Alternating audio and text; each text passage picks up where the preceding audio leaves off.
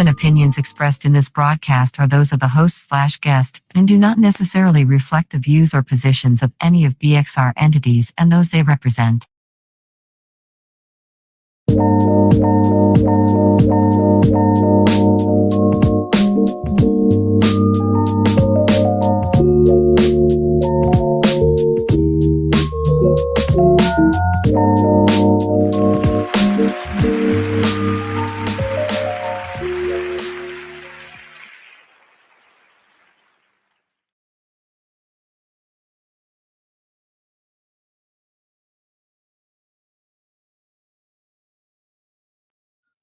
Yeah. Technical difficulties. It's Friday night, y'all. And this is Skylyne Radio Show on Be Exposed Radio. I am your host, Mark Gray. I think I'm not going to go by Skylyne no more. But if you see me in the street and you call me Skylyne, I will answer because that is my brand. We changing things up. My new and improved co-host, Miss LaTesha Higgs, who's not with us tonight. She'll be back next week. And the fabulous Miss Bilan. Give it up. Woo! Because that's what I hear on the other side with everybody watching, because everybody clapping and screaming, because that's my favorite. Thank you. Thank you, somebody. I know it. I knew it. Somebody appreciates me. Hey, y'all, happy Friday. What's up, Mark? I mean, Skylyne. I don't know what to call you. Silver lining? She says silver lining. Lord, don't start. I apologize. It's too early. We're going to jump into it because he doesn't have a lot of time. You need to unmute your mic there, sir. We have the one and only, the man, Mr. Rich James of Living a Rich Life. How you doing, mister? I'm doing well, Mark. How's it going tonight? I'm doing almost amazing. Almost. But we'll get you there. We'll get you there. You know, generally, I like to say I'm better than amazing. So I like that. We'll get you there. And tell me your co-host right now. How you pronounce her name again? Because I think that's a beautiful name. It's Bilan. Bilan. Yes. Okay. Well, welcome. I think this is our first time meeting, and you're working with a stand-up guy. It's been a journey with this one here, and I would have to agree with you. Okay. How long's it been? 6 years? It's 7? been more than 6 years. 8? About 8? I dare say we're close on 10. Oh, okay. Yeah. You know, that does sound about right. Okay. Yeah. Damn, that's a long time. It is a very long time. So we got some rich history. Yes. But I am interested to know how we turn our rich history into a rich life. Like, what's up with that? So, Rich, what you don't know is my two co-hosts are not in the DMV area. Oh, okay. LaTesha Higgs is in the ATL. Miss Bilan is, where you at, Bilan? I am in Tampa, Florida. Oh, nice. How's the weather there? It's beautiful, man. It's beautiful. Yeah, just go ahead. Just go ahead. Sat in the 80s all day with a nice breeze. Okay. Yeah, I step outside right now. It's about 70, 76, 77. Oh, I hear the accent now. 76, 77.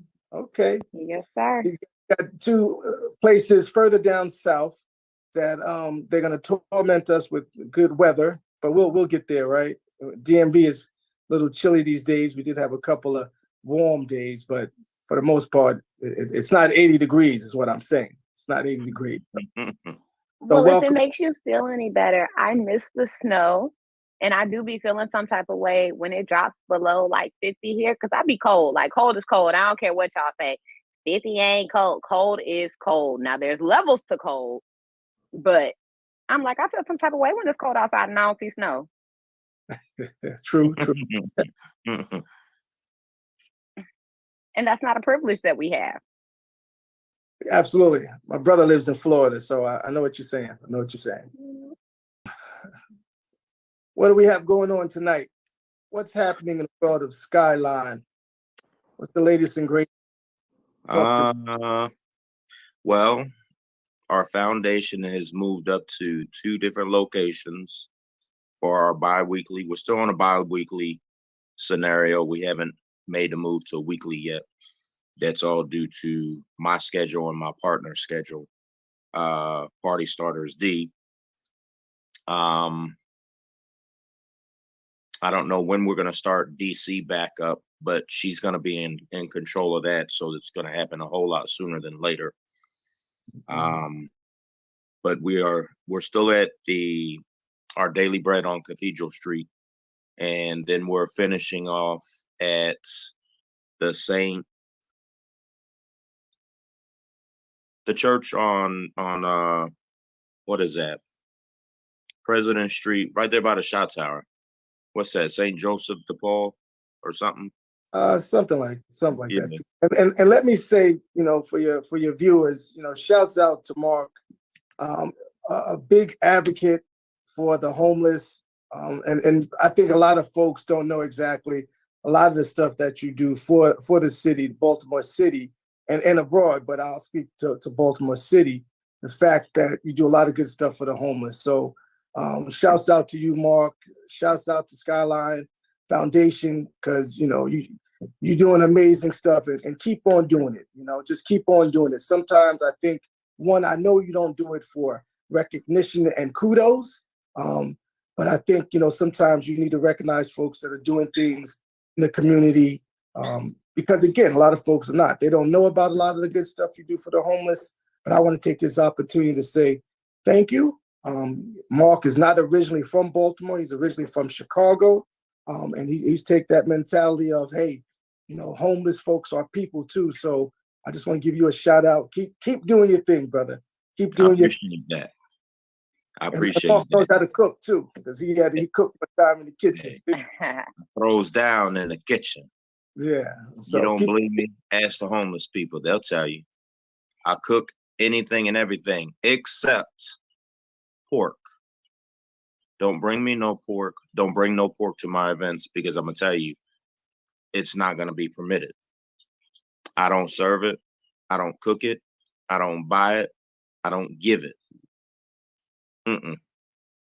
I don't accept sodas, because a lot of these people don't have the excess of a lot of them don't have the capabilities that we have when it comes to dental hygiene. So they already have issues going on. I'm not trying to add to them. Yes, we do give them junk food. Who don't like junk food? But we give them hearty meals, home cooked meals, holidays. If you've never been to any of our events, some people will tell you we go all out. Turkey, chicken, yams, collard greens, baked beans, baked mac and cheese, cornbread stuffing. We go all out. We do the whole works. They're people. They're not animals. Every single one of us, I don't care what your bank account says, every single one of us is a paycheck away from being homeless. Look what just happened 3 years ago. A pandemic it didn't hit the country, it hit the world. Whether you believe in it or not, I don't. There's something that caused the earth to stop. Life as we know it stopped in this country alone, because everyone was out of work for 2 to 4 weeks to as much as 3 months. 10 to 20 million people in this country became homeless. So it's not about what your bank account is. You living up in a hotel, you're homeless. Trust me, been there, done that. Did it for 6 months. I was homeless. It's not mine. If you're living with someone, you're homeless because it ain't yours. They can put you out any given time they want. especially if you don't have any type of paperwork stating this is what I pay for rent each month, if you're paying rent. There's a lot of different forms of homelessness. You can be living in the office. That office ain't a home. You don't have a home to go to, so you're homeless. So again, we're all a paycheck away from being homeless. Be humble. Don't talk trash about the next person, because at the end of the day, you don't know anybody's story. So for all you bougie people, you can be bougie all you want. For all you two-faced people, you can be two-faced all you want. Because at the end of the day, life happens in mysterious ways to every single one of us. So don't take nothing for granted. Because as quickly as God can giveth, he can take it away. And that's my spew. So we're going to get on to tonight's show. And that consists of Mr. Rich James on living a rich life. And he's going to explain all that to us. Because if you don't know the story, you're getting ready to get it. Oh, was that a question? No. Truth and I think that facts. was more of an introduction. Oh, okay. Oh, well, I think first and foremost, again, so thanks for having me on the show. Living a rich life for me is not really a brand, but it's more of a campaign of life. It's how I live my life.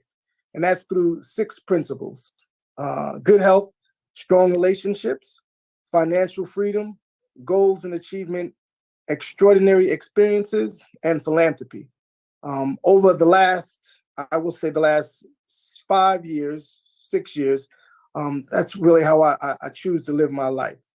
And again, depending on who you ask, they'll say, hey, those 6 principles, they put them in a different order. The younger I asked, they said, hey, financial freedom. The older folks, they start off with good health. So again, it depends. But at the end of the day, they all lead up to being in a position to, one, I think you should exercise what your gift is. That's, I believe, is the purpose of life. And then taking that gift and sharing it with someone else. So for me, living a rich life is all about those 6 principles and how I choose to live my life. My story is unlike anyone's. I generally don't, tell folks just openly, but the last couple of years, I've decided to share my story. I share my story on my platform, again, which is Be Exposed Radio, Living a Rich Life with Rich James, in which, I had a gambling. So I've been there when it comes to homelessness. I've been homeless, in which, again, I didn't have my own. So that was a struggle for me. Gambling was a struggle for me, in which I was blowing an enormous amount of money, missing events.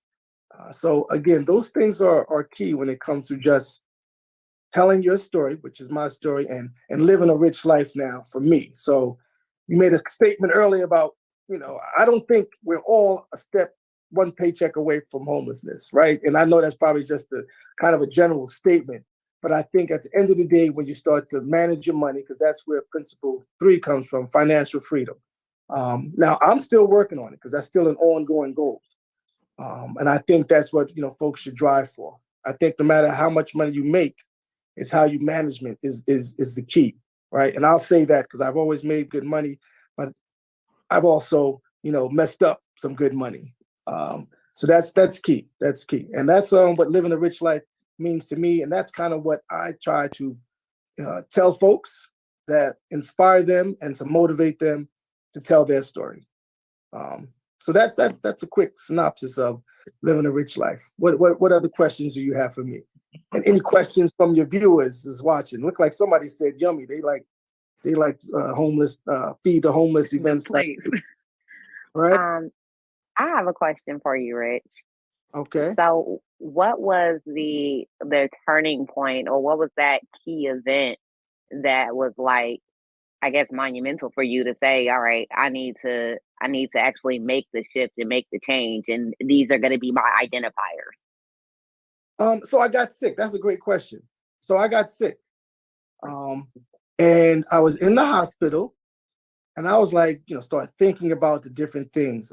Again, missing weddings, missing funerals, birthday celebrations, all because I was in the casino. And then my daughter, who is now 16, I just said, hey, this is not a good example. My youngest, it's just not a good example of what I'm doing. And I was making some bad decisions. So at some point I said, yeah, I can't live like this. I don't want to live like this. And I need to make a change. Because again, part of that is it was jeopardizing my health, being in the casino for 72 hours straight. Second, strong relationships. I was damaging relationships. Literally, I was damaging some relationships, some which I'm still trying to repair now. But, that's a different thing. I didn't have financial freedom to do the things I wanted to do. I wasn't hitting the goals that I was setting. And I wasn't having many extraordinary experiences other than being in that damn casino. And then at the end of the day, I couldn't help anybody because I wasn't in no position to help anybody with philanthropy. So that's kind of where that all circulated. I said, hey, let me ask. I took like a poll, and then I prioritized them to match, my story. A great question. That's a great question. Thank you. Great answer. It's easy when you speak the truth these days. I think you got a volunteer, Mark, also for the homeless. I think my Kina said she used to do that back in LA with her aunt. So it looks like you got one of the folks that I asked to make sure they chime in. They joined. So she probably trying to eat, Mark. She knows you can cook now, so you probably got to make her a plate or something. We're doing a Italian cook-off at the next one, so it's gonna be very interesting. I think my sister's doing 2 dishes. I'm doing 2, if not 3. We got a couple other people involved that are like, hey, I can throw down on some Italian, so this is what I'm gonna make. So it's gonna be interesting. All right, that's So what's up. Mark, if I come up there, like right when my lease ends, before I sign another lease, and I stay at your crib, I'm considered homeless, so you would have to cook for me, right? No. I wouldn't have a home to come back to. I'm not at the moment. Now that's just, I don't even know what to call that. There ain't no food in here. I got more than enough room at my place. I'm coming. I am coming. Do not, boy, don't play with me. Don't invite me somewhere. I'll be there caught a flight. Where you at? Yeah. Oh, I'm in Fells Point. So trust me, Mark, I got more than enough room. I got more than enough room. His house is beautiful. Always say less. Well, when it I'm warm trying up. to find out how I can sign a lease so I can, because we're not talking about you no more. You don't feed this homeless. I don't have food in here. I have food the day that I gotta cook. The day before I gotta cook is when I get food. If it ain't donated, I'm telling you the day that you have to cook. The day that my lease ends, I fly up there. I'm not going to the store. We can go out. That's what I do. If I'm not ordering out, I go out. I'm single, so what do I need to have food in here for? Back to Rich, because Mark is just uncooperative on tonight. So, Rich, is that your birth name, or is it like short for Richard? Do people call you Bobby? Well, if they call me Bobby, that's gonna be a problem. But it is short. It is short for Richard.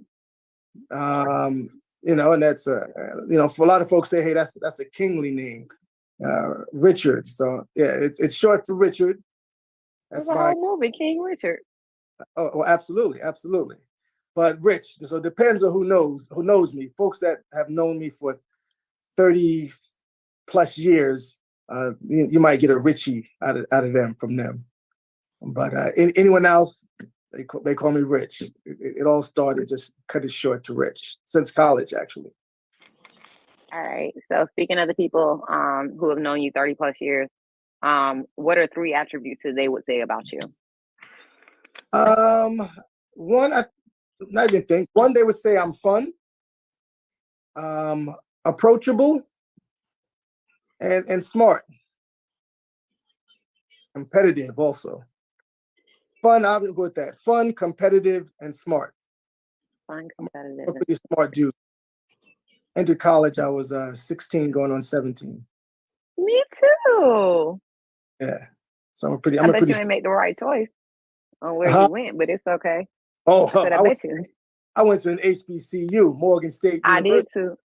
So, I mean, I'll give you credit for the HBCU. Congratulations. yeah. But the wrong choice. No but. There's no but. There's a big old up in there. Okay. No, all right. Well, to each his own. Shouts out to my Morgan State Bears that are tuning in and watching. What else? Rattlers. What else y'all got? The Florida Agricultural and Mechanical University Rattlers. Okay. Yeah. Okay. Bow down. I mean, I'll applaud. Welcome back, Rick. We get a shout out. There's no bow down here. We recognize, we appreciate, we congratulate, right? Absolutely. It's a win. It's a win-win as far as I'm concerned. It's a win-win. It is a win-win. But where there's better, there's always best. I just gotta acknowledge the truth. I mean, okay, all right. Well, depends. That's a whole nother conversation. If you want to talk about the schools, we ain't even got the time for that, baby. You want to talk about the different schools, the business school versus engineering. I could go on and on and on. Which pharmacy, nursing, business, engineering. Oh, let's not get on the bands. Oh, we used to have. But anyways. Yeah. Not a rich life. Yeah, living a rich life. You done made me hot. I need something to drink. Done talk. I do have that effect. I generally do have that effect. How much time I got? Okay. You got plenty of time because you're taking us on the road. Yeah, we're going on a road trip. Yeah. Be somewhere at a certain time. So he's taking us on a road trip. That I am. So I don't know where we're going, but we're going to a comedy show. I'm gonna pause for a second. So yeah, because I got an opportunity to make a connection with Capone. He is from the Bronx, New York, like myself. And Mark, I was gonna try to loop you in, but I didn't know the dynamic. We'll talk about that off air. Okay. But yeah. What for those of y'all that don't know, Rich does events. Rich does different types of events. I've been to a few of his events. They're interesting. They're fun, depending on what it is. I've been to his comedy shows. I'm not a big comedy person, so I mean, what you see is what you get. But I like I like what he does. He gives a lot of people the opportunity that a lot of people don't get. He gives people the opportunity that a lot of people don't want to be bothered with given the opportunity. He does different things in the community. He is a partner of Skylyne Foundation. Thank you. I appreciate that support. That means a lot to me. So I appreciate you saying that. So I want to first and say foremost, I am not an event producer. However, I do give folks an opportunity with my platform, the connections that I make, the people that I know, an opportunity in which some other folks might not get that opportunity. My show, Living a Rich Life, I've interviewed some of the major folks in the country. I most recently interviewed Wes Moore and Dawn Moore, who again is the first Black governor in the state of Maryland, the third in the country. And we're working on the follow-up, by the way. And then those comedians, my things, again, Living a Rich Life Comedy Showcase, which is something that I'm been asked to bring back. And I have that down at the Garage Event Center. Shouts out to my guy, D Chase. And then, I do a few things in working with different partnerships, again, like Skylyne. I work with Events for Good People, Ezekaway, DeVoe. We got a lot of good stuff happening this week with CIAA in town. So make sure you be able to get the tickets through my link on IG, or you can reach out to me directly if you haven't gotten your tickets. We got something called Center Court, which is going to be Barnes and Noble area or down by the harbor. So we have a lot of good stuff that's happening. So just wanted to share that information. And again, I give all folks opportunity, known, unknown. Folks say to me, you're kind of famous, which I have incorporated into my spiel. Yeah, I am kind of famous. I like saying that because, again, I like connecting people. See the question? I see Yeah, it. Well, Mark, you the host. When do y'all read that? It was on, but then it went off. So it looks like Brittany asked, what is the first step in taking towards financial freedom? I say the first step is kind of putting a plan together. And folks always talk about budgets. But I think the first step is putting the plan together, identifying what is, what you want to see or how much money or whatever your vision is. I think, and not just from a financial standpoint, but again, how much you're going to save for those that are working a 9 to 5, or, my mother used to always say to me, spend some, save some, invest some. Again, my mom, shout out to the captain, save some, spend some, invest some. And, I didn't listen for so long, but once I decided, I became pretty successful in doing so. And then not necessarily procrastinating. I still do that. And again, when it comes to, financial freedom, I'm still working on, again, that's why I know my partner needs to be good with money, because I make money and I'm okay with getting a little stipend. So that's kind of key for me. Just to piggyback real quick, because financial freedom is one of my big things. Is as depressing as it may be, write your debt down. Write it all down. Whether you write it from the largest to the smallest, there's pretty much two ways that you go about paying. It's either snowball or avalanche. You start with your smallest payments. You can start off with the things with their highest interest rate, but write it down and know what you're dealing with, and then start checking it off. You'll start feeling good when you have it on a piece of paper and you can actually start crossing stuff out and you can see, okay, I've done this. And before you know it, there's no debt, That's a good point. That's a good point. And even taking a step further, you get those credit reports, right? Because that's the one thing I did. You get those credit reports, you start with the items that are actually on your credit report, because some things might not appear there just yet, but you do want to catch them before then. But you start with those items on your report, because that credit score is real. That credit score thing is real. And I remember I used to have like a 490. Now I got like a 797. So I'm doing pretty good. Yeah. You need to teach a whole class on how to. Good God Almighty. Yeah. I mean, that's over a period of time. I've acquired some things, but I have helped a few folks when it comes to that whole credit thing. I am going to make moves because I got to get doing. So I'm gonna disconnect, then I got to reconnect when I get in the car. So I know how to get a hold of y'all. So you ain't got to disconnect. You can stay on. Just do your movement. No, that's not how I move. So again, thanks for having me. I'll be right back on. I feel offended that we are not privileged to all access of your life.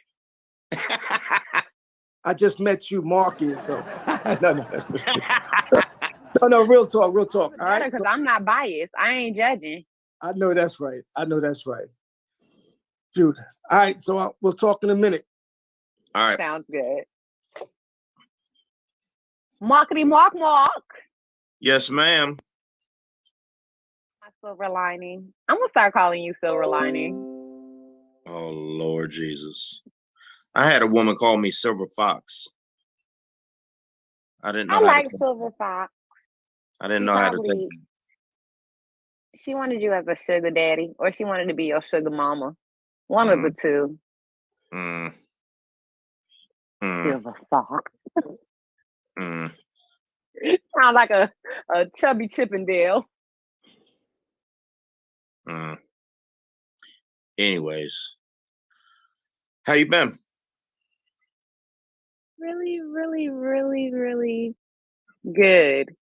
So Really you gonna good. get back up here?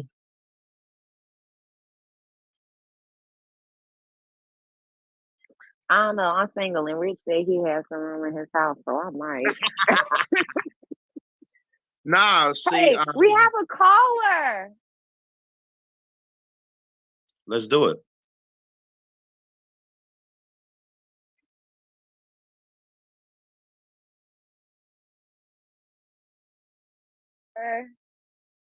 Hello?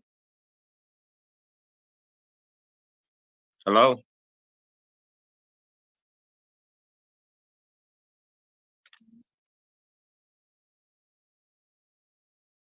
Are they still there? I don't hear anyone. I don't either.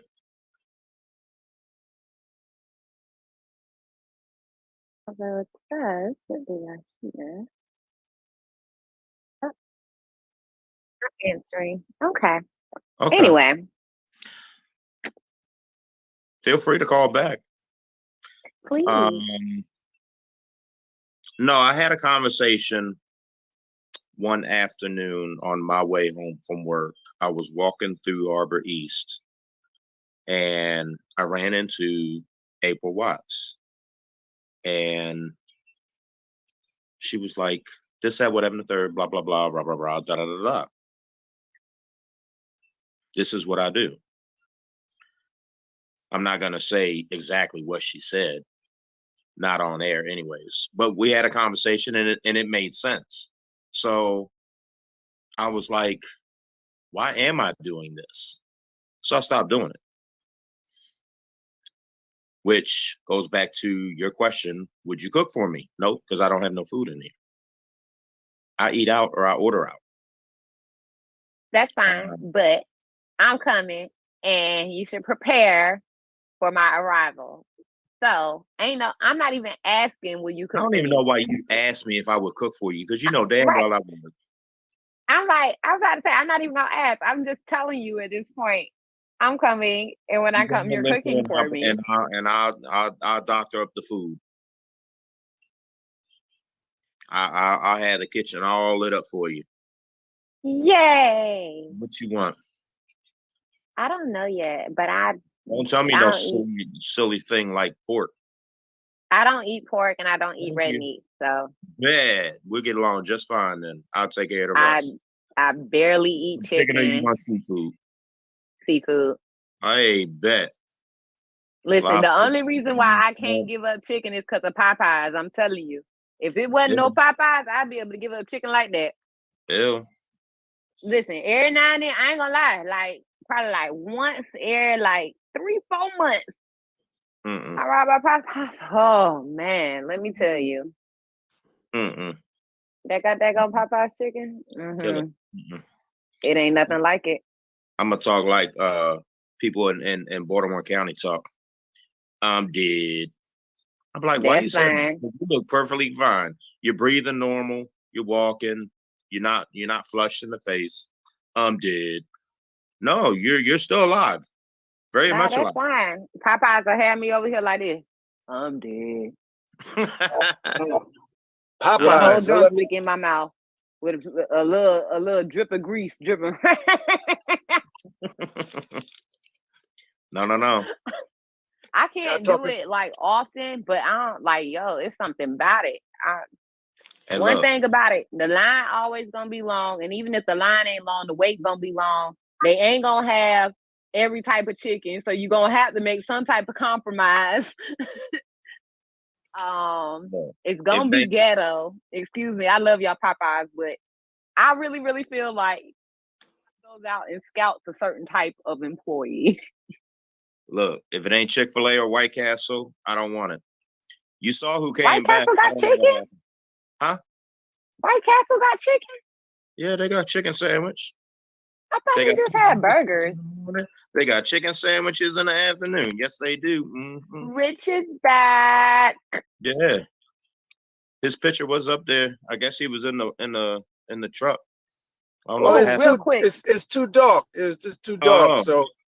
Oh no, you. But we can hear you. You can put the picture up because I saw you. You want to put the picture up? I did just get a fresh haircut. Oh, there you go. We good. We on the road, Joe. Road trip. Yeah, hey.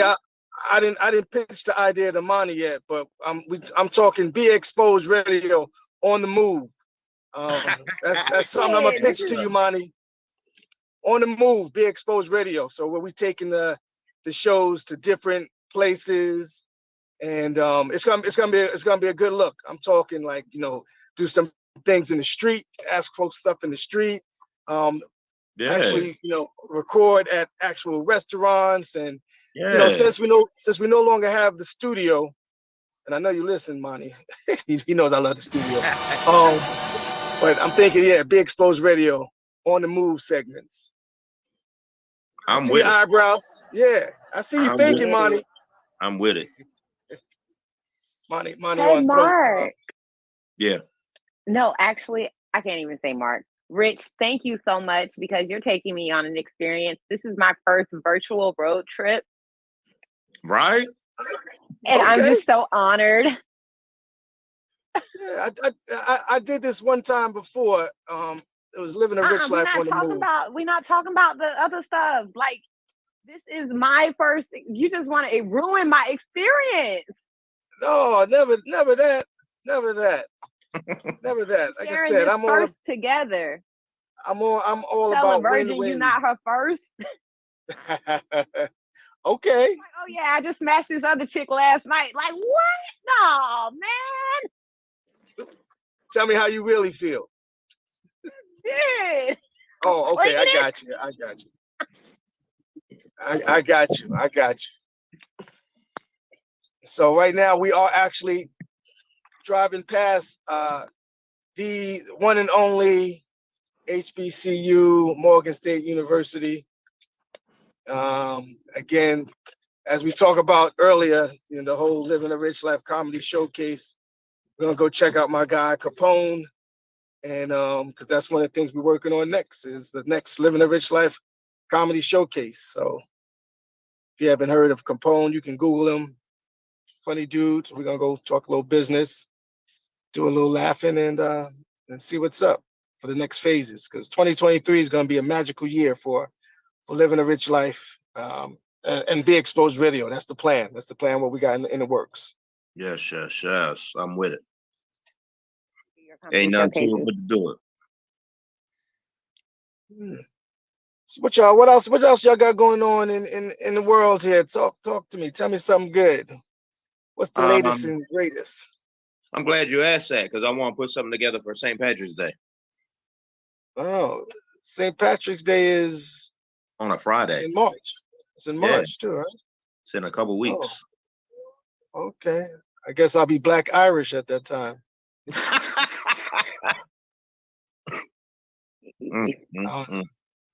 You might just be. You took your ancestry yet? I know. No, I haven't.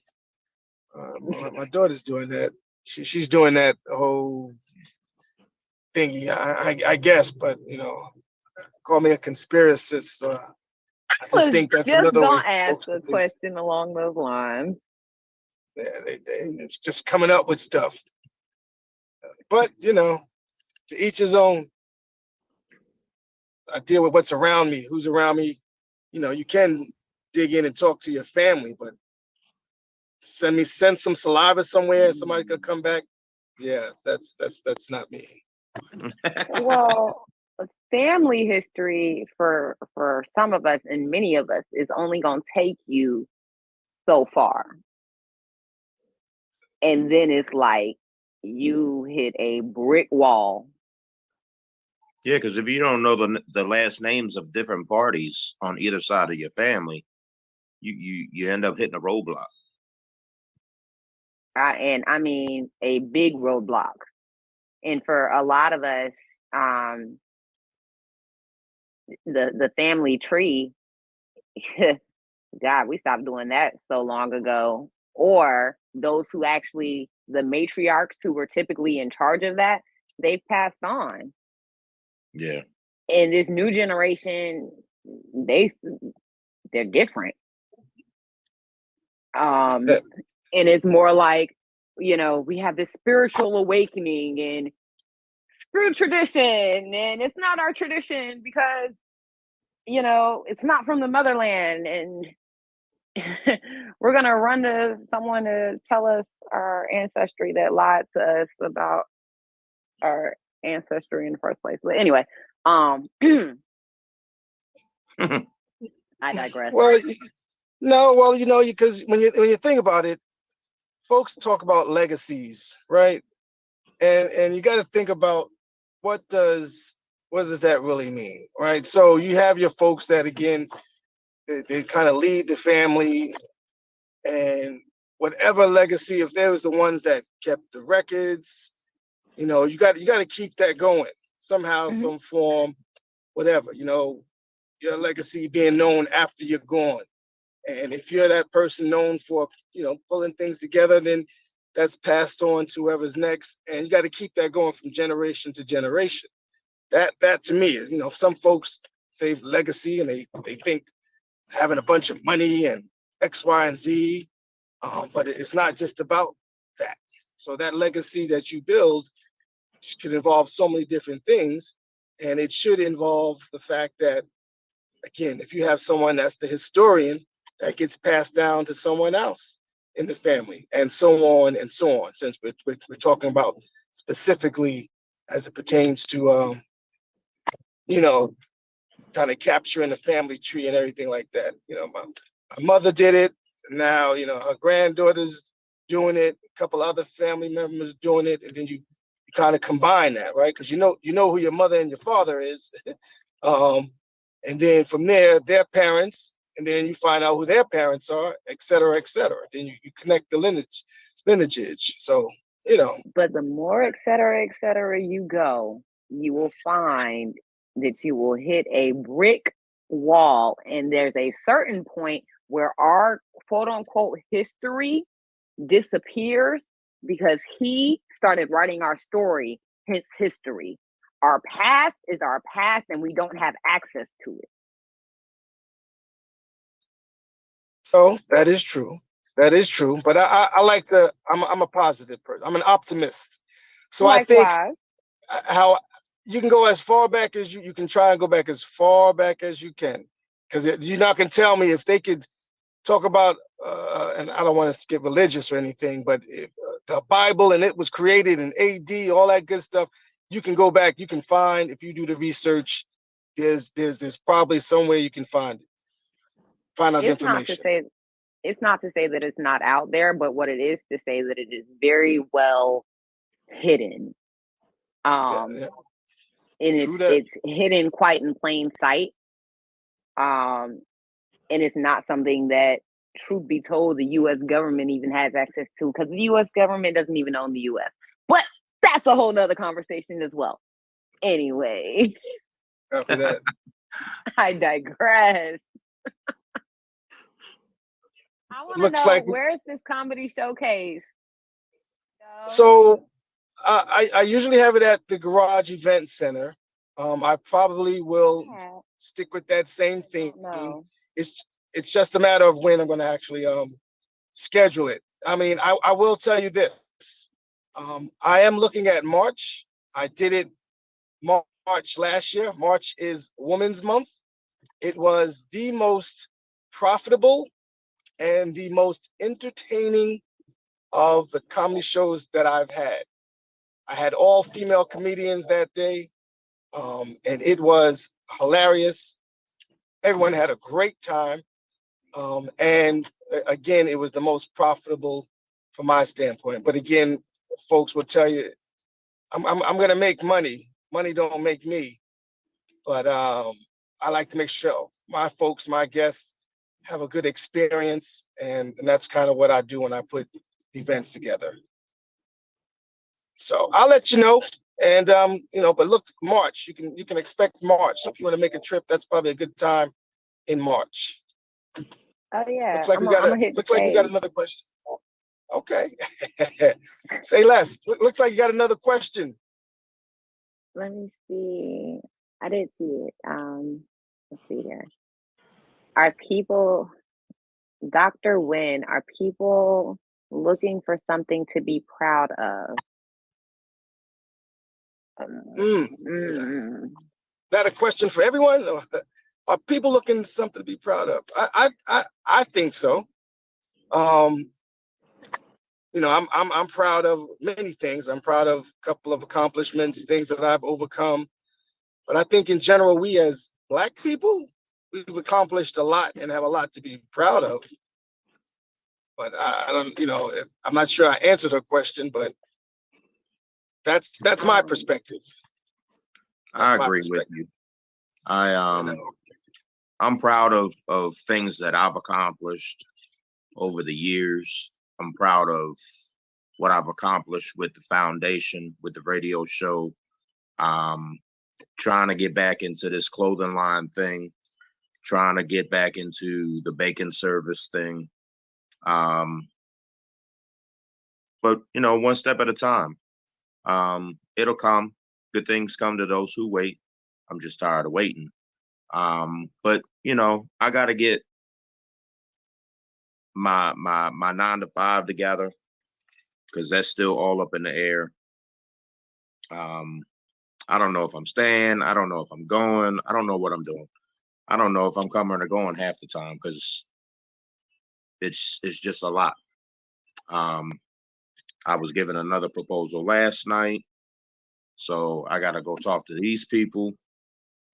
I would love to take it if the opportunity presents itself.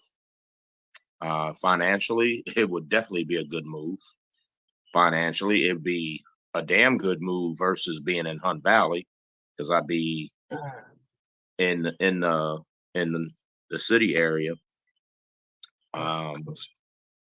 So I mean, there's a lot on my plate right now. I got a lot on my plate. I got trips coming up. Chicago, I'm coming home March 29th to April 4th. Wrigleyville, Comiskey Field, opening day for the Cubs, opening day for the White Sox. I will be in the neighborhood of both. I've never done opening day for the Cubs, never done opening day for the White Sox. So what's up, family? Where do I go in Wrigleyville? Who has the biggest turnout of people? I'm sure the whole Wrigleyville is probably packed with people, because it's nothing but little bars and shops in it. It's not like Baltimore. Baltimore, we got you got Fells Point, you got Fed Hill, but like before the game, it's pretty much all in the area of Pickles and them few different bars right there where everyone pretty much congregates. It's good times, good vibes with good people. I don't know if you've ever been down there with us, Rich. Mo's been down there. Tiffany and Deuce been down there. Mikey's been down there. Yeah, I've been down there. It's been a while since I've been to Chicago. I used to live there. Actually, when the White Sox was in the World Series, and I actually had the opportunity to go to the game. So that was a long time ago. That was maybe 17 years. That was a long time ago. Don't be like that. But yeah, I love Chicago. I love Chicago. So let me say this. I was gonna walk into the spot with y'all, but I'm running a little late, And I got to, my guy. Introduce us, and then you can get off. That's not how that works. Well, we'll see what we can come up with. We can see what we can come up with. But Hey, you know how I do. So I do want to take this opportunity. I want to thank y'all for having me on. Mark, let's talk. Let's connect. I know we'll probably connect this weekend. Sounds good. Y'all keep doing your thing. Pleasure is meeting you, ma'am. Likewise, I'll let you know about the the comedy showcase, and keep doing your thing. Oh, I might be up there before then. Since you got all this space in your house, I might, Well, we'll be here. I might have to try to make myself comfortable. We'll be here. So until next time, again, follow me. Let me tell you folks real quick. Follow me on IG, Living a Rich Life _. And you can do the same on Facebook. I'm just Rich James on Facebook. I got to get all that updated. So thank you all very much. Yes. Absolutely. Right. Thank you, Rich. Right, y'all have a good one. Peace and blessings. All right, my guy. Take care. Miss Bilan. My silver lining. Do you want to stay on for another hour, or what you want to do? Listen, that's up to you. I'm a chat box. I'll be done. All right, so LaTesha will be back next week. I gotta look at my schedule. I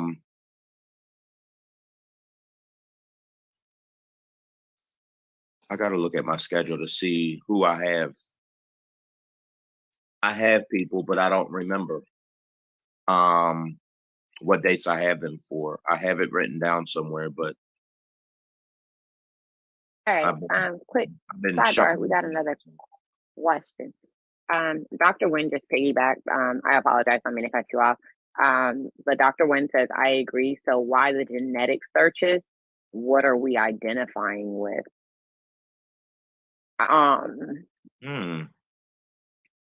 Dr. Wren, I honestly think anytime that you're missing something, you're always looking for a way to identify it with, or identify with it, excuse me. I think at one point we were just so used to, and I'm speaking for me, especially for being Black History Month, we said African American for the longest.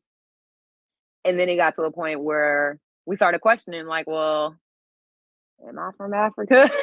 And what part of Africa? And am I really African American? So then they started calling us, Black on the forums. And then when people started really questioning that, then it got into other. And then you got people like really, really looking to see, what they are. And I think the genetic searches, it's hard to say, oh, I'm, Black American, and be standing next to a Nigerian that fully knows who and what they are and where they came from. Right. It's hard to stand next to the Jamaican American who can say their grandparents or their great grandparents or whoever, this is where I'm from. This is what I am. This is my culture. Right. For me, it's like, well, what is my culture? I have one that I've adapted to, but as far as a home or to say where my culture came from, don't know. And kind of got to be okay with that, but will there always be a yearning to know? Yeah, that's just like a child that doesn't have a mom or a dad. You live with it. Right. But do you still some level, you know, somewhere it might be deep, deep down, or it may be very surface level. You want to know. You have questions. So Wren said, let's get rough with it. She said she was gonna call in. I don't know. How do we get rough with it? We gotta keep it clean. Try to, anyways. Mark. Oh, it says life gets rough before the blessings fall. Baseball. Life gets rough. I Yeah, mean, life gets rough. You gotta take the good with the bad. You can have everything in the world. Beautiful wife, beautiful house, beautiful kids. Not a worry in the world. But you can suffer from depression and commit suicide. That's what the DJ did for the Ellen DeGeneres show. Like, depression is a serious problem. And a lot of people can identify that they have it. But if they don't understand the seriousness of the nature of depression, and they listen to their quote unquote friends and or maybe their family, if it doesn't run in a family or the family doesn't know it runs in a family, yeah, that little problem you have can turn into a big problem. And the ultimate scenario is you can possibly commit suicide. Indeed. And kind of getting back to, all right, Dr. Wynn said she was going to call, and she did ask another question. And I would love for, I'm not sure if it's a male or female, to be completely honest. It's a woman, I know. Okay, great. We used to work I at apologize Jillian's for that together. assumption. Wait, we used to work at Jillian's together 20 years ago before it became Dave and Buster's. We got the phone call. Shit.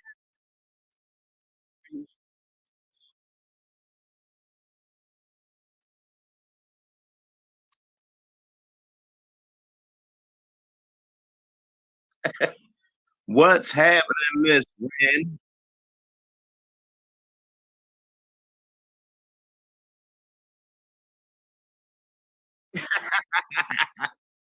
What's up, Doc?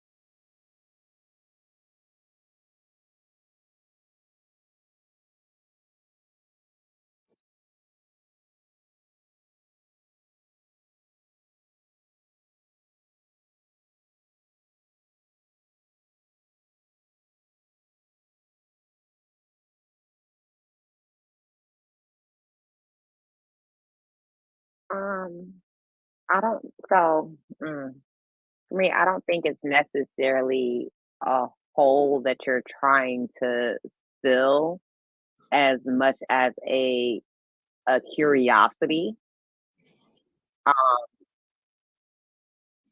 And again, for especially now, we're learning so much of what's been taught in the history books has just been lies. Mhm. And so as that unfolds, part of your history, you see it, and you see like, okay, and it makes you start questioning like, well, how much of this, has actually affected me, or where do I fall?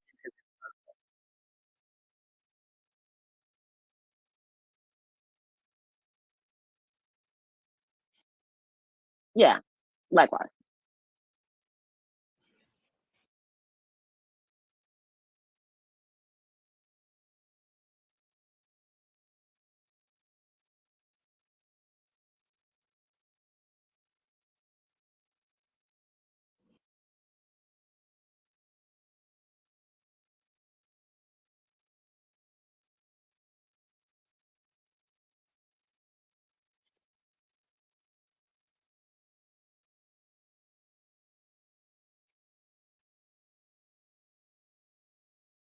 Mhm, mhm.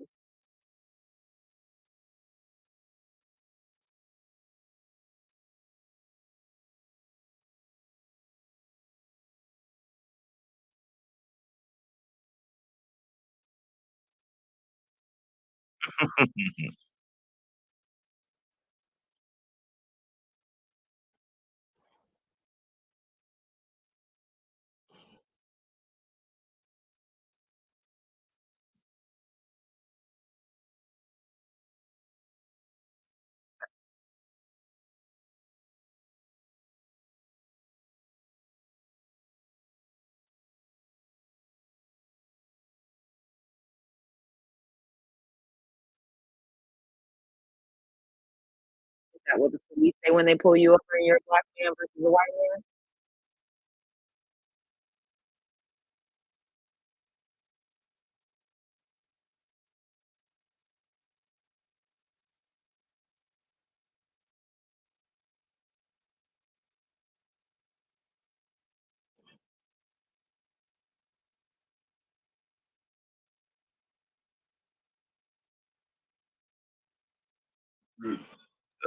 I don't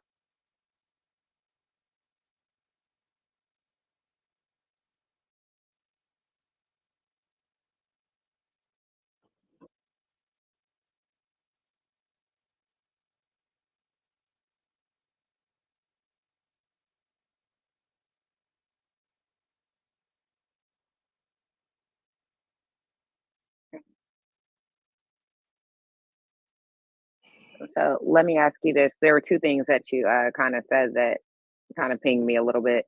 Um, when you see Mark, you don't see color. But if Mark was to be, well, let's just keep him the color that he is, my little silver fox right now. If he was driving a car and got pulled over by the police, you know, in his current skin, would it be, excuse me, would it be the same reaction as if he were a black man getting pulled over? Well, what happened to my picture? I don't know. Wow. It just says Okay. Mark Gray now. Mm, I don't like that. Mm. Your camera What? your It's camera cut weird. off. Uh, Your camera cut off. so how do I cut it back on?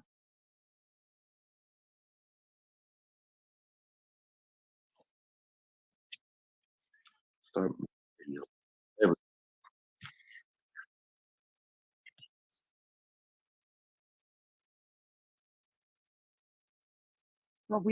Well, oh,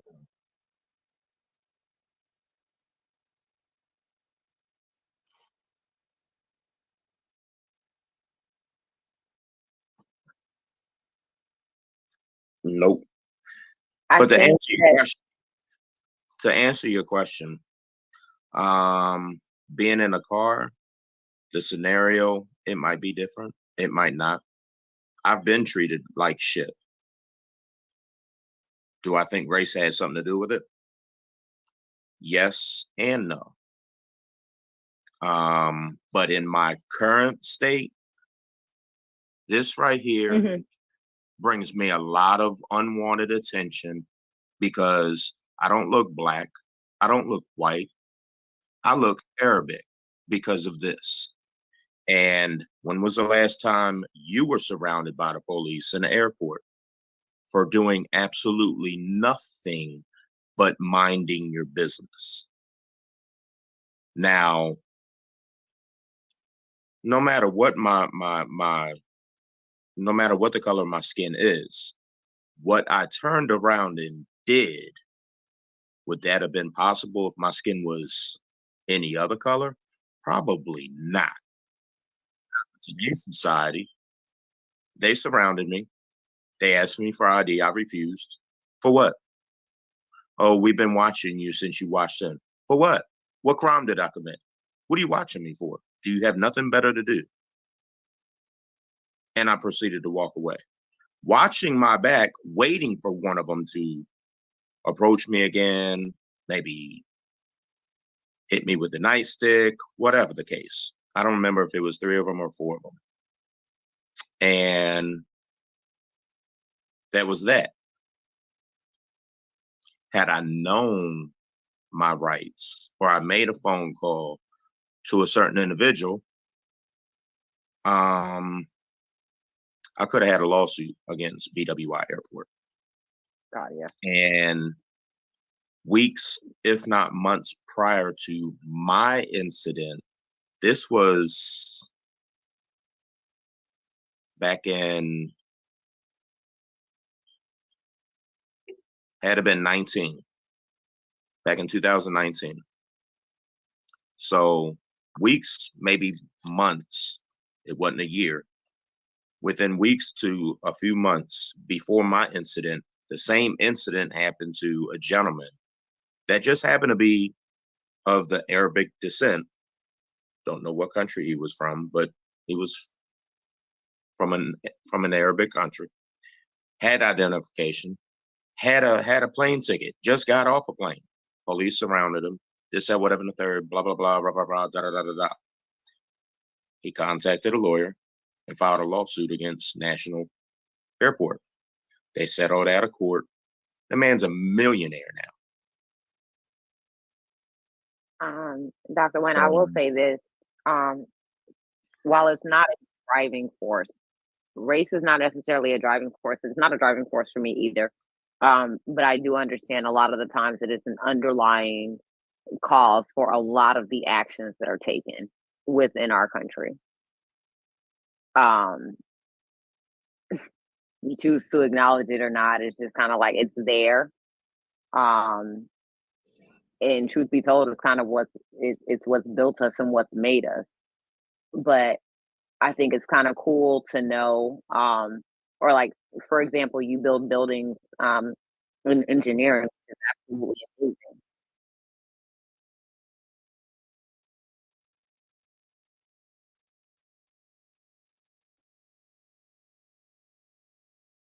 I think it's both.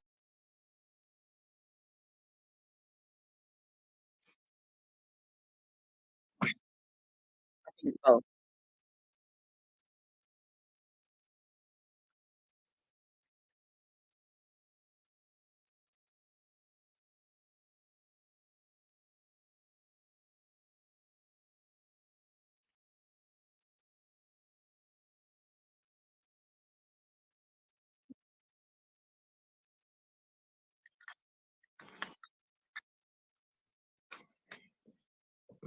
I think that it's a little bit of both. Um, yeah, I think that it's a little bit of both, but I think ultimately it's a search for truth at the end of the day. It's a search for truth, and sometimes when so many lies have been told, you really just don't know where to start. And a lot of it has been, I'll call it the bandwagon for truth, because when they realized, and I use the term they very loosely, I think we all know who I'm speaking of, but when it's clear, oh, they're trying to figure out, who they are and where they come from. DNA test. Ancestry.com sounds great, like a thing to come out with. Let's capitalize off of it. And let's make it a trend. well, let's make it the fad. So I think the search for truth will be here to stay. I don't know that it will stay in the vein of genetics, though.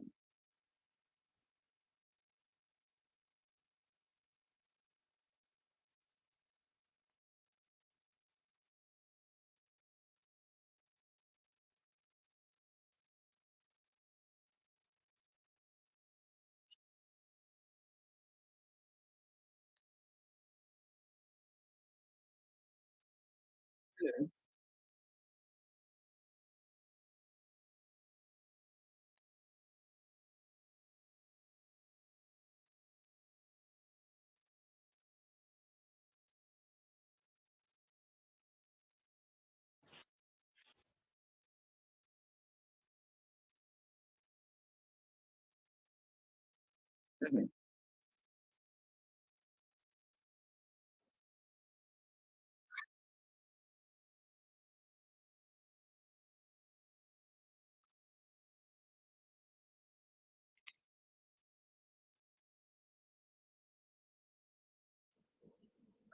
Absolutely. Again, it's just for some, um, and truth be told, I think a lot of the times we get lost in our search and the purpose of your search. I think it's an individual journey. I can't say, for the next person, oh yeah, your genetic base is not important to who you are, or you shouldn't value that. Yeah,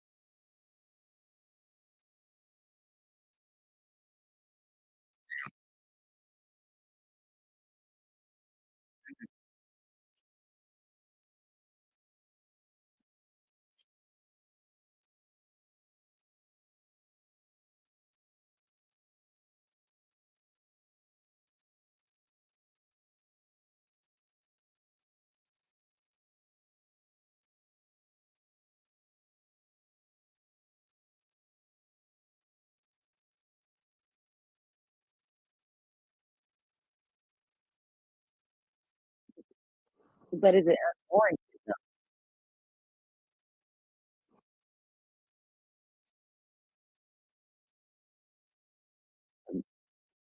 But if I can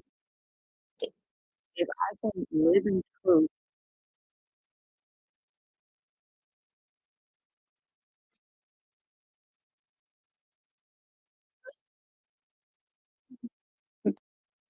there I have to disagree.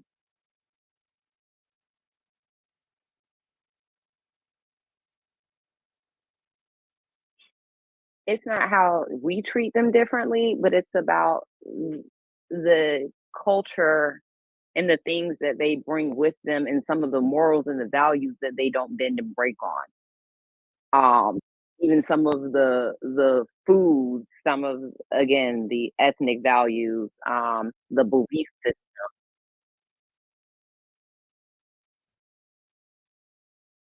I think it's intertwined, but it's not race. You have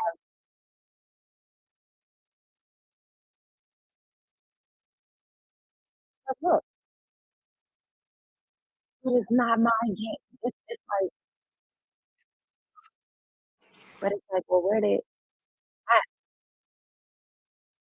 I Oh no, I know, but it's like, okay, well, I've been doing this my whole life, but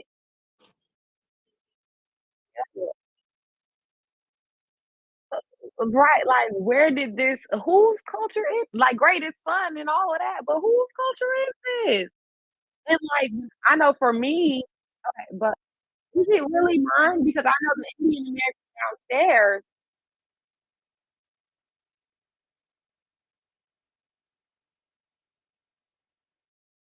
but they still eating their food over here.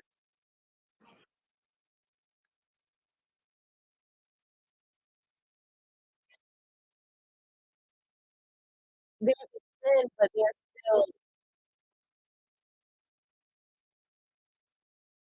there's evidence of it. Like for a lot of us, there's no evidence. You know, like it's just a black American and that's it.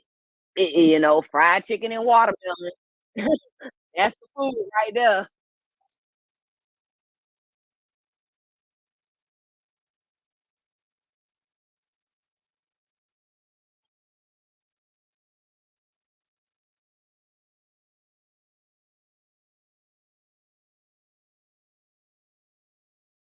Become black Americans because we haven't always been black Americans.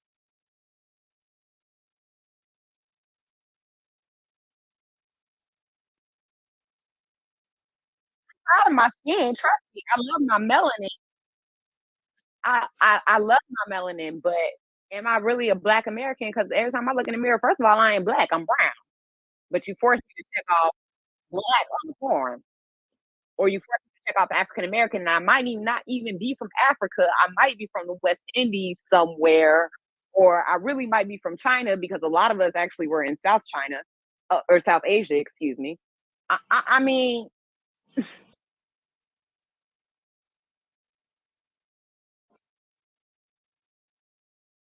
I think culture definition.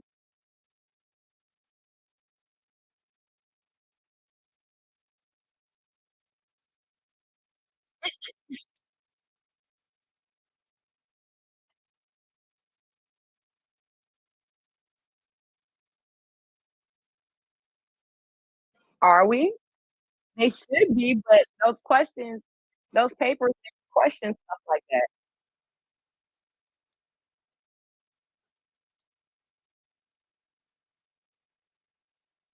This is true. This is very true. This is very true, but that will never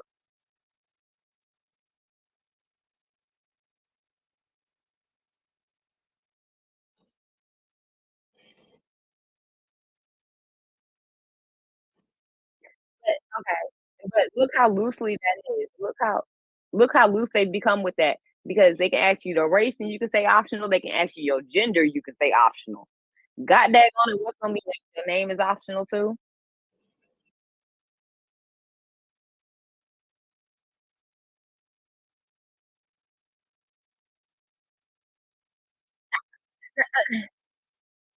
So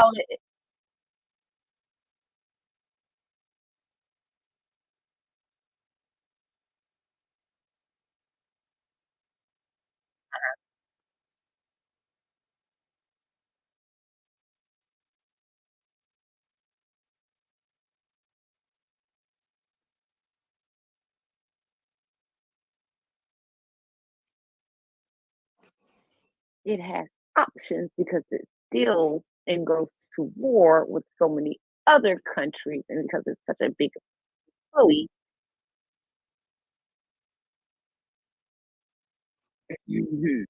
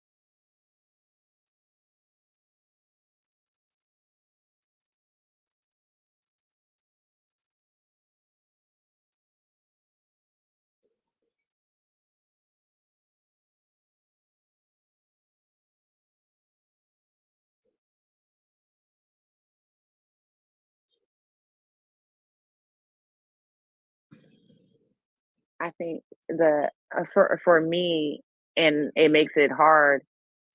It would probably be a lot easier if they did not ask what your race is at all, or if we ain't talk about race at all, because if you force me to identify, huh? Nah.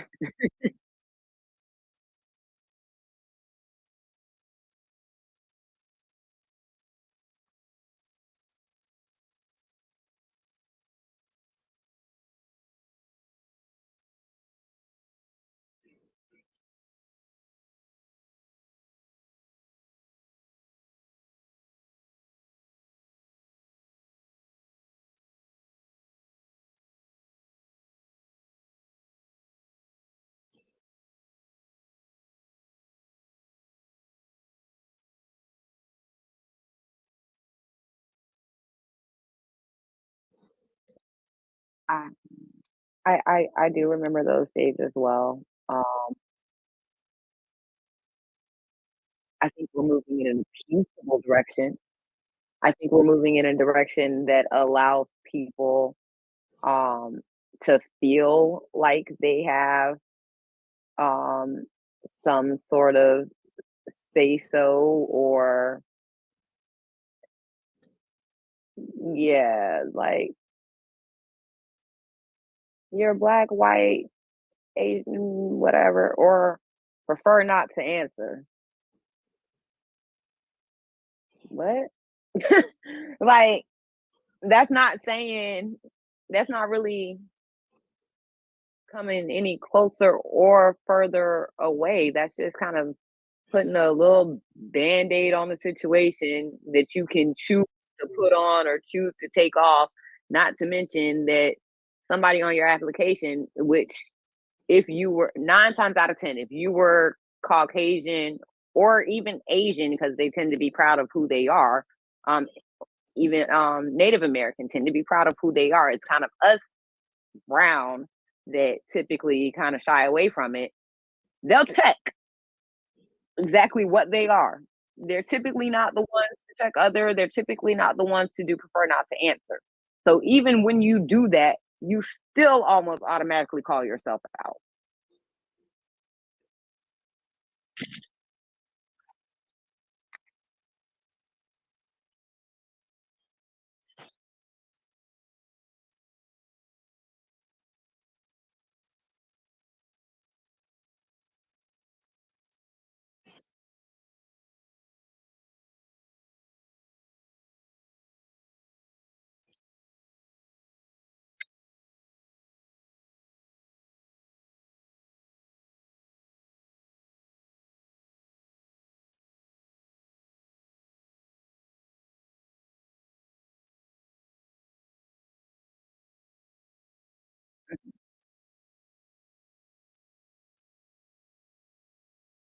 Mhm.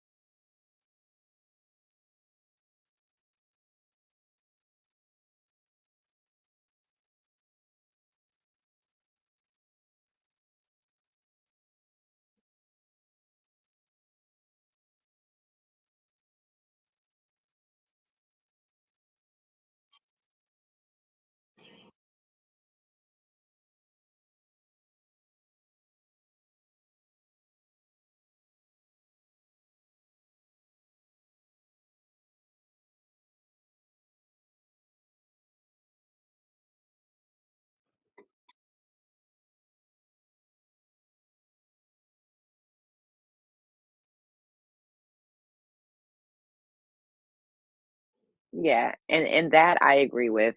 Um, that's a whole nother topic, but right.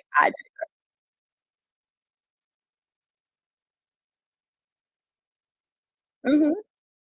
But again, I think it's just more so. I think it's more so for the truth. And the other thing that you had said, um, and kind of searching with building, if you were an engineer and then to come out and find, years later after doing your search and your history search, and you found out that, your people were also like engineers and like irrigators and, like this is just kind of like in your blood.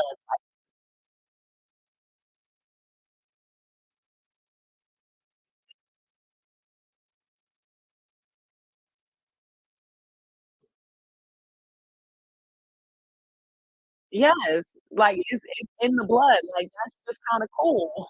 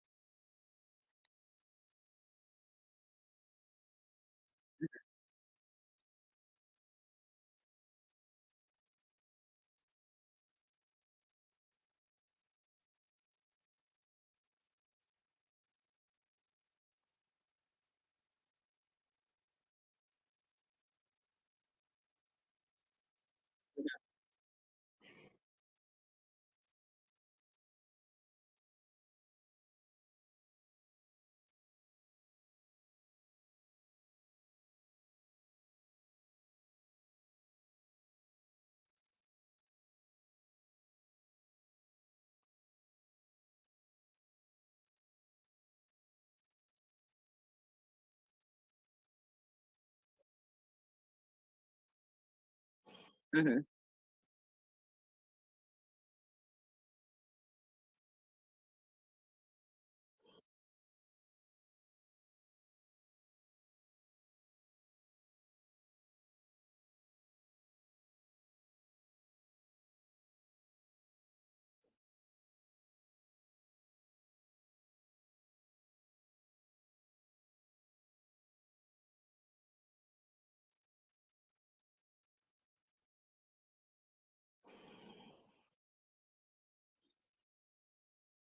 I think, everybody just wants something to identify with.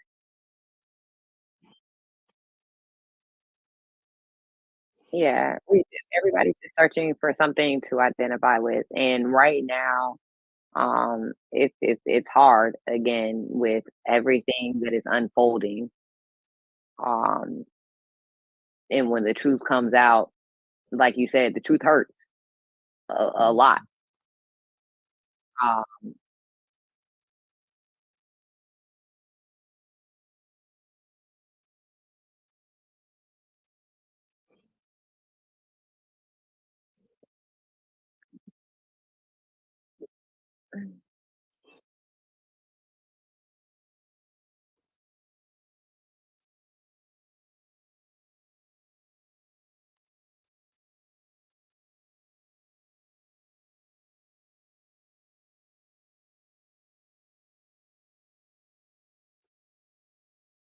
yeah,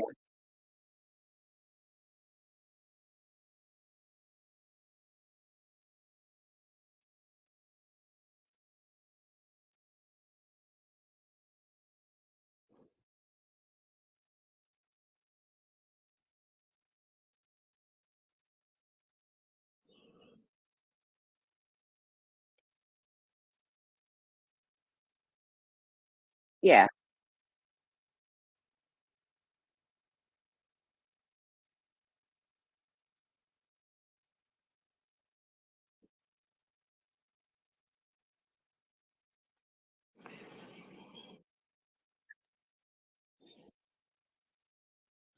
likewise, likewise, and I'm like, we could go on forever. I see Mark just kinda looking at me right now like, "Okay." Thanks for nice talking.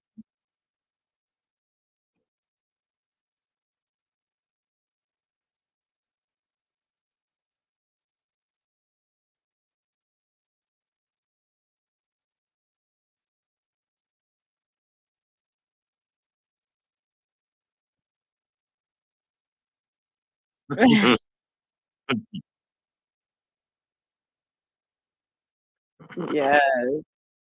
Street substance now.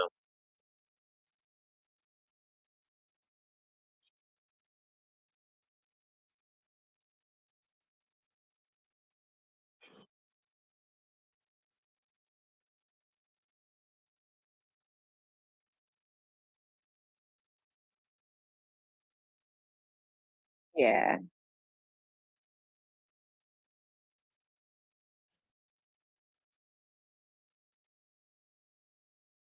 But yeah,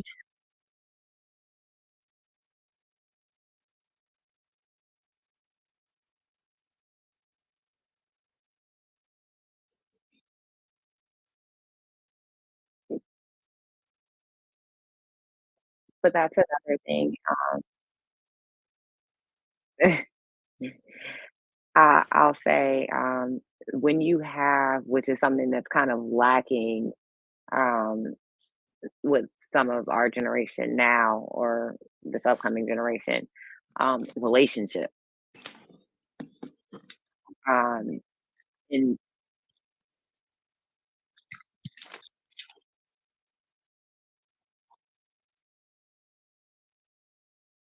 mhm.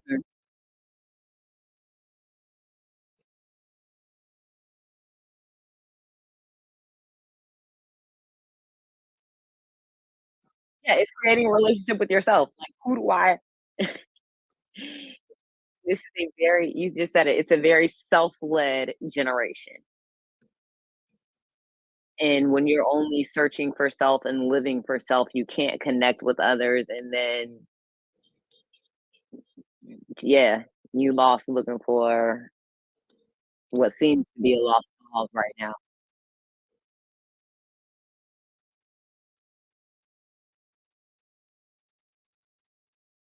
If that.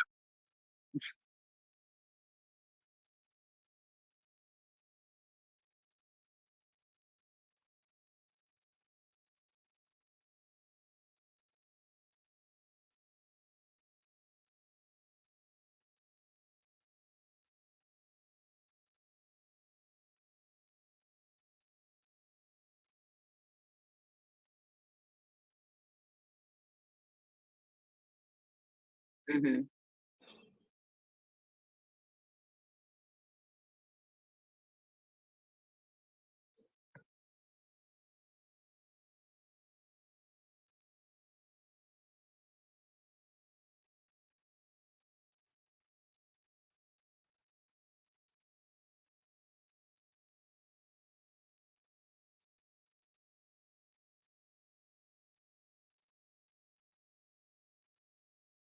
Hmm.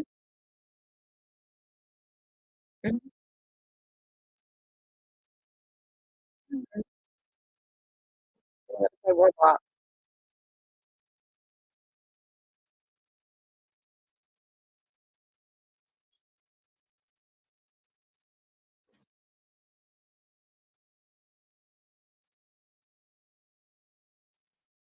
Hmm.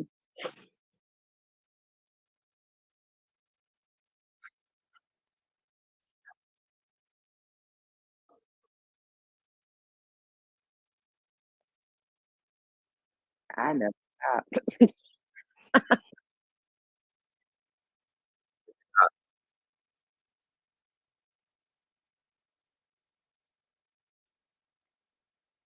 I ain't stopped.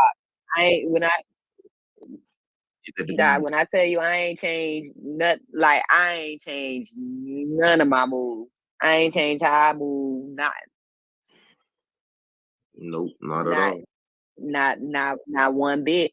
I was like, if I gotta wear a jacket to the house, I'll be Nope, not at all. big change.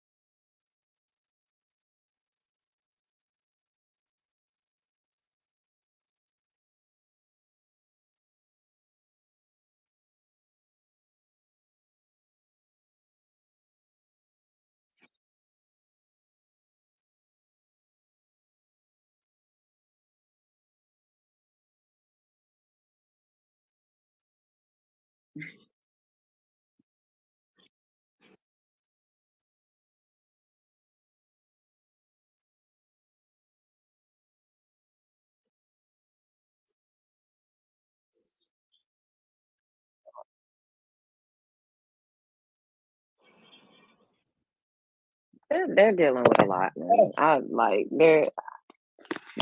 there's no excuse, but they are dealing with a lot, and then I have to put it back on us as parents still, um, because I made a decision to get my child a phone. I made a decision to allow her to play Roblox instead of giving her a box of chalk and saying go outside and make a hopscotch board and I'll come outside and play, hopscotch with you, or let's get the neighborhood kids together and yeah, let's do something.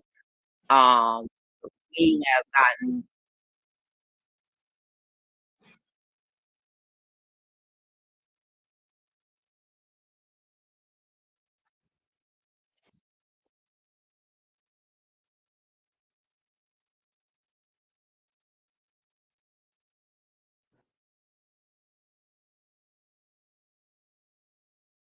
mhm,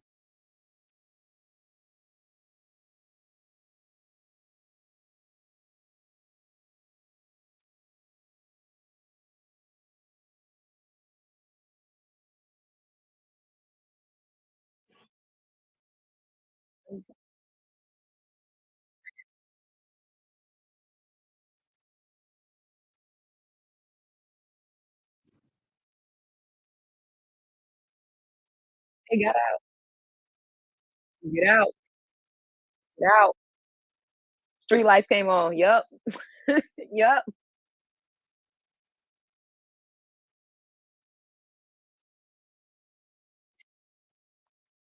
Yeah. Yeah. But that was also a different time. And that was back when I mean, I hate to say it because we've been shooting and killing forever. But back then, back then there was a target and there was an intended target, and the kids was left out of it. You know what I'm saying? Like we weren't worried about the 9-year-old or the 4-year-old that was on the corner then got shot by the drive-by because everybody on the block knew the drive-by was coming because OG already told y'all keep your kids in the house. And at this that's how it was. I ain't saying it was okay back then, but it was sure enough better than this mess. The rules to the game. Nowadays, there's no rules to the game.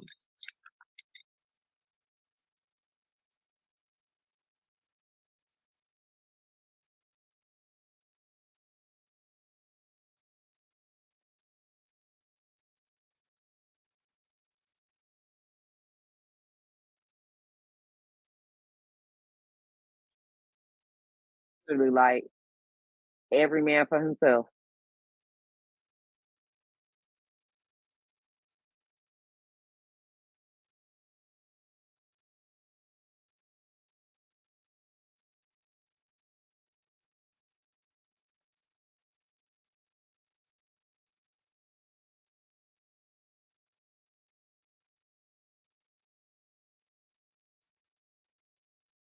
I, and that might be both. Y'all might kill me for this, but oh well. And this just really came to me, like honestly, and it might be a little bit of both. But I don't think um,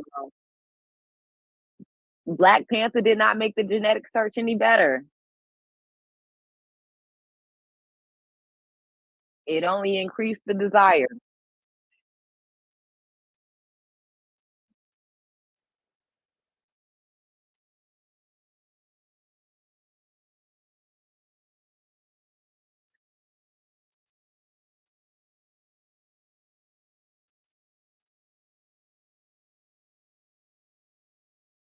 It shouldn't- and not only that, mhm,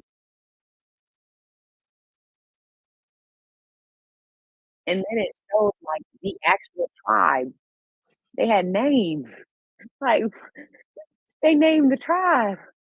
And it was like, oh, I'm from here, and this is what we stand for, and I'm from this tribe, and da, da, da, da. And then we all come together and have this united front, even with all of our differences.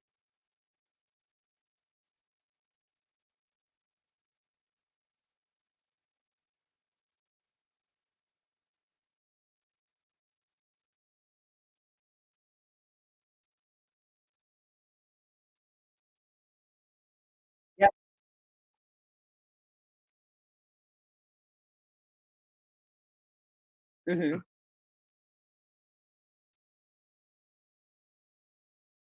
Yes. Yes.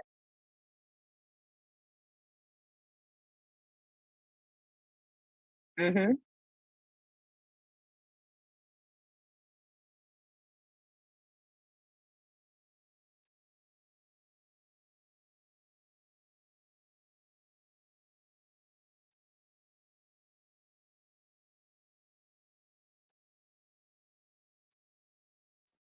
Right.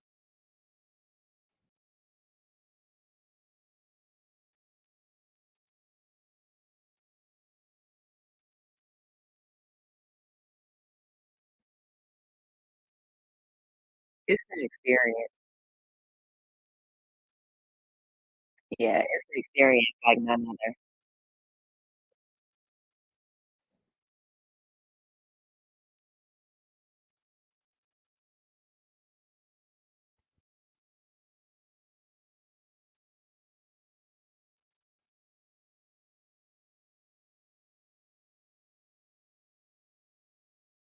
Mm-hmm. Mm-hmm. Hmm. I was just about to say, I don't care what you study, but go. Um, Experience life.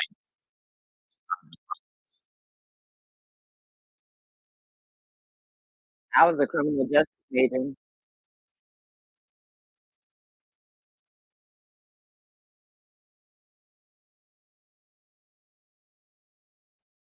I will take it.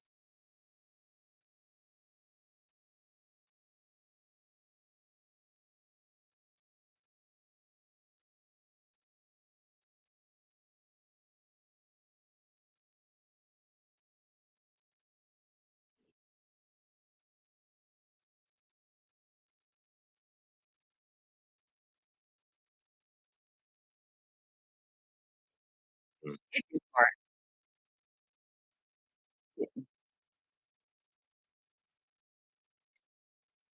Mhm. Yeah.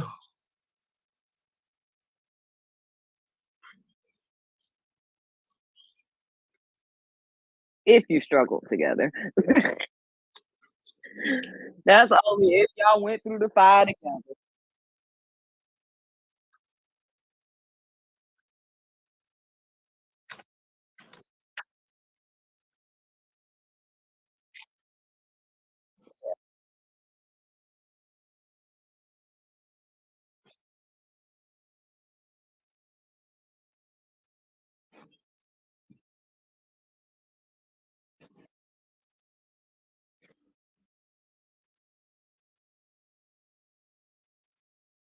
Oh, speaking of, this is where I have we say how is it relevant? About 3 or 4 years ago, my daughter was asked to write a paper, and I ended up actually uh, she got written up for the paper, and I had to go to the school board about it because I'm just that type of mama. Um, the we were it was a project. The project they were supposed to write a one pager and do a like a little picture type, presentation of, and it was your ancestry, your origin, where are you from? And my mother was like, "Oh, well, we'll just say Kenya."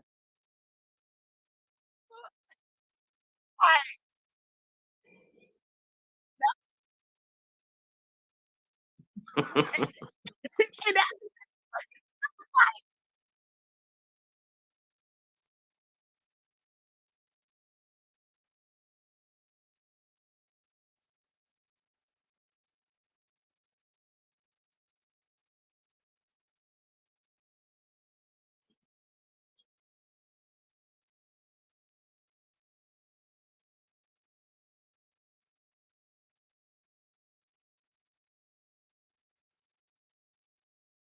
all right, well, go ahead and open up your mouth and say that you Nigerian or Albanian or whatever you want to say, and say it to a true blood Albanian. They say something to you and you don't respond correct and get slapped in the mouth if you want to. I'm all right. I'm good.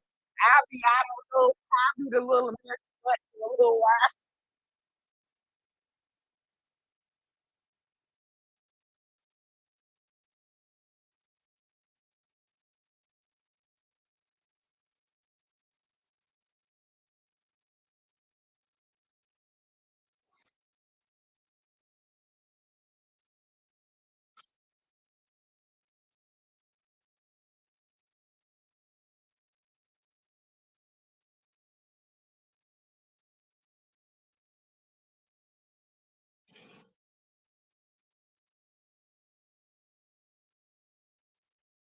Some people do. A lot of people, but when you know it, so like I was saying earlier, um, or when it's never letting go of, like every time I step outside around like 6 p.m., I can guarantee I'm gonna smell some Indian food. I'm gonna see the little candles lit down with the little decorations on the little porch right in front of their door. Like it's what they do. It's been carried from generation.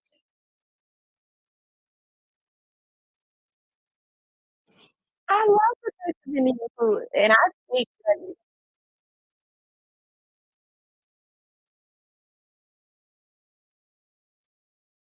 no, but why should I? And so where is my little piece of culture that I bring to the table?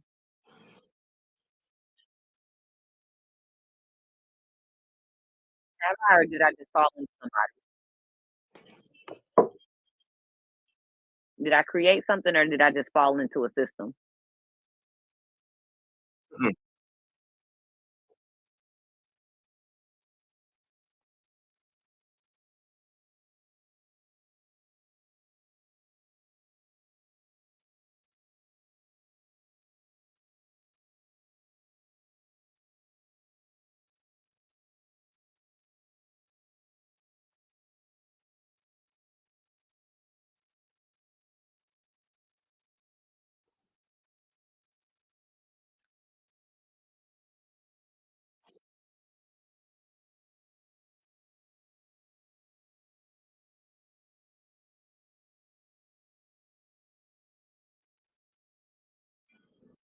So they say there's his story, there's my story, and then there's the truth. So, um, and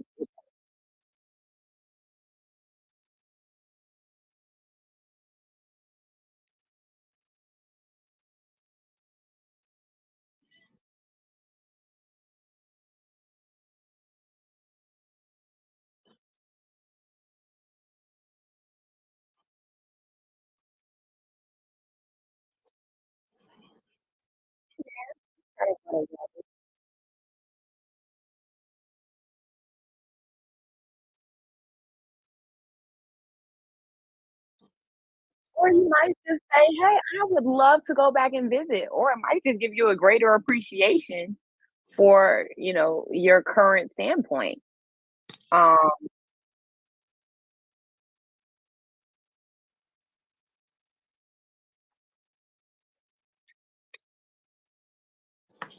it just I think our reason I don't I don't shoot anybody down for their search for truth.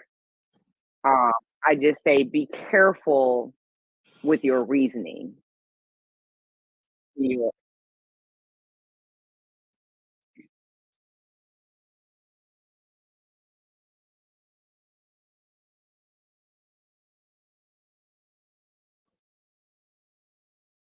I mean, even beyond genetics, just what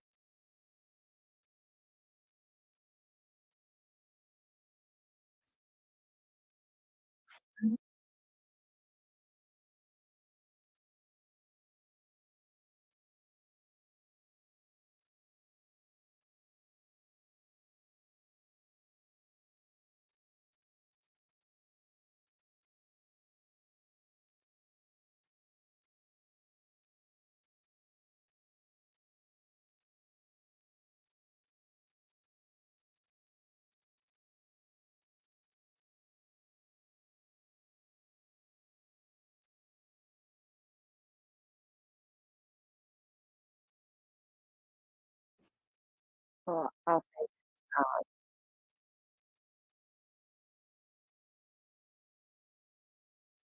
sometimes in moving forward, it's necessary um, to look back. Um, when you do, um, sometimes if it's course correct, sometimes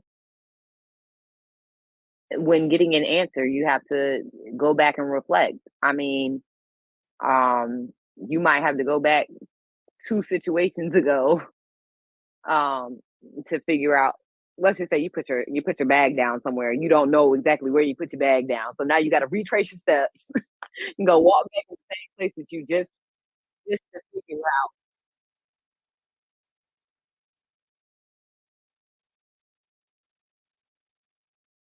Yeah, especially when the story is now being told. We took this from you. We didn't tell the truth about it, and like it's just blatant out there now. Like, yeah, we lied, and we ain't changing your history books, but we gonna tell you that we lied. Exactly.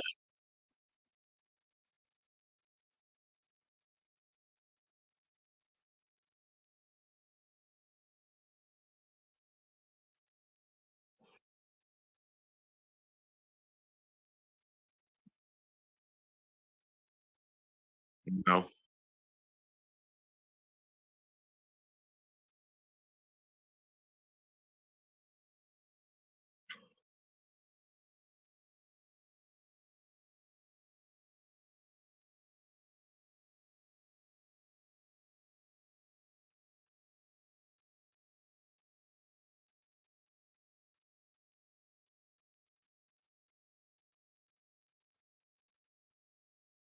right.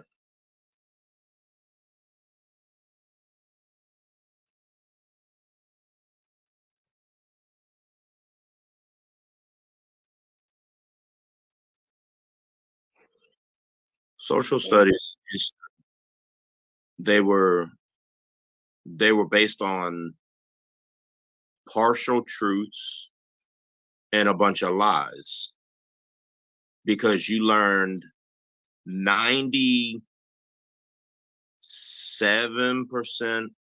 white people,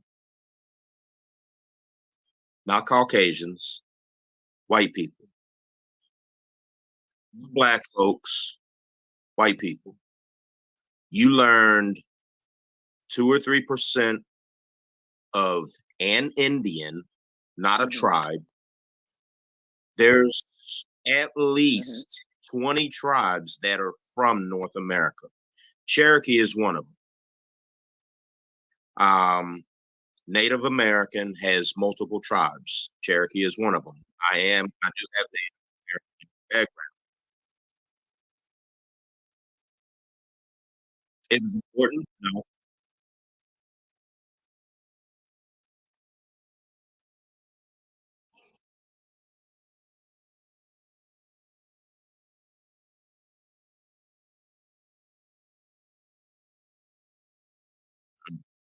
We celebrated though. Happy Thanksgiving.